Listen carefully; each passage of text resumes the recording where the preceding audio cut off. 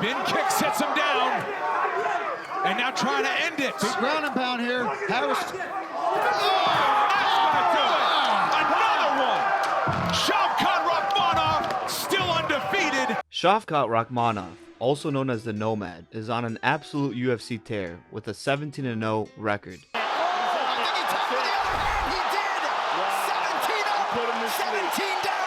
Finishing off opponents within the first few rounds via submission or knockout.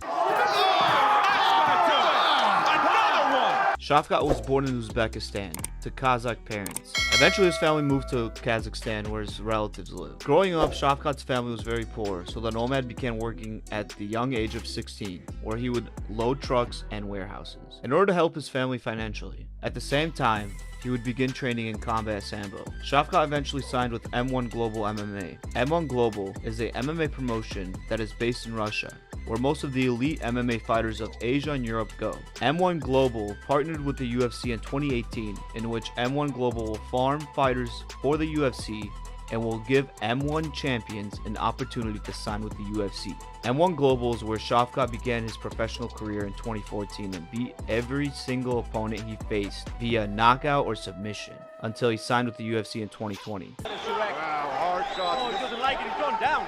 This could be over quickly here.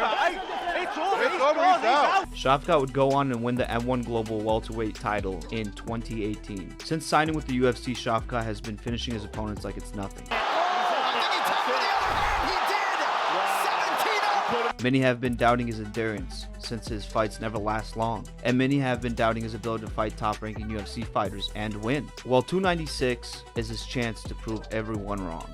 Thompson, or as many of you know him as, Wonderboy. Wonderboy is considered by many as a gift that keeps on giving. At the ripe age of 40, Wonderboy continues to fight in the UFC and continues to dominate his opponents through sheer skill and endurance. Lead leg side kick for Stan. Ooh.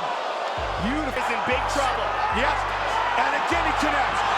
Wonderboy was born in South Carolina and started training various martial arts at the age of 3 under his father, who was a former professional kickboxer. Thompson began competing in kickboxing and karate at the age of 15 and holds a black belt in Kemp, American kickboxing, and Jiu-Jitsu. As an amateur kickboxer, Thompson gained 16 titles and finished his career with a record of 37-0 with 18 knockouts. To drop like that, you know, it's...